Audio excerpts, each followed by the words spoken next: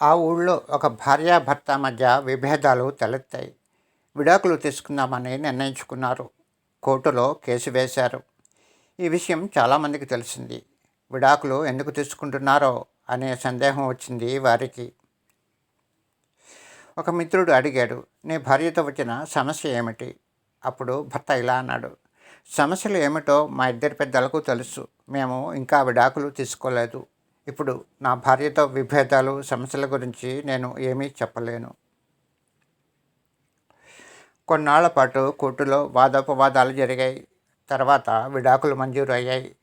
ఆ భార్య భర్త విడిపోయారు.